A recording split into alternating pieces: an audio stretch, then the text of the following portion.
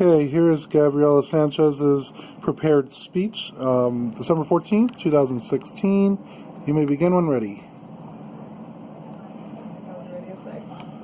You cannot convince a believer of anything, for their belief is not based on evidence. It's based on a deep-seated need to believe.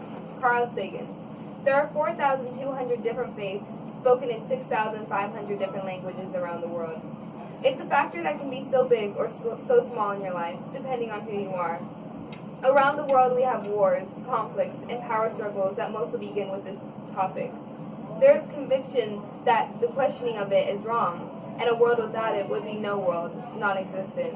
But let's look past that. Let's look into a world with the same view, a world without religion. A religion is inevitable as long as there is death.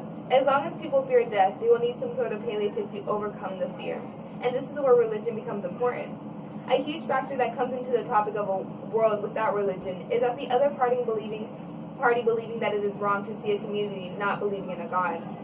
But is it questionable to say that their religion could be wrong? Be strong and courageous. Do not be afraid or tremble at them, for the Lord, your God, is the one who goes with you. He will not fail you or forsake you. Deuteronomy 31:6. Do not fear, for I am with you. Do not anxiously look about you, for I am your God. I will strengthen you. Surely I will help you. Surely I will uphold my righteous right hand. Isaiah 41:10. He that loveth not knoweth not God, for God is love. 1 John 8. But can we really say this is true?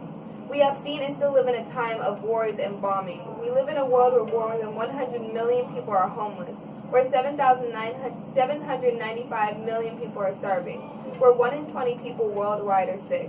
But God loves us all, and He'll protect us, and He'll give us the strength, health, and peace. He loves us all. Looking beyond the global problem that we, quote-unquote, shouldn't worry about, we also need to go into other morals. Who has the authority to say that one religion dominates another?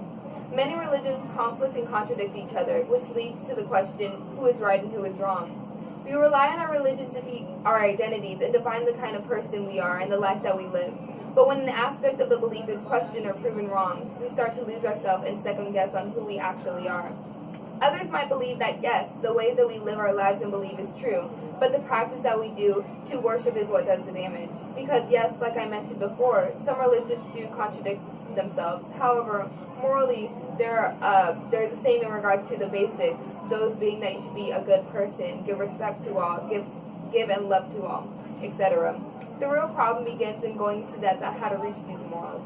Who and what defines a good person? Through the growth and spreading of religion, we have also dreaded controversy and different perspectives, which have changed the ethical reason of a good person throughout different beliefs. Religion will end when humanity does.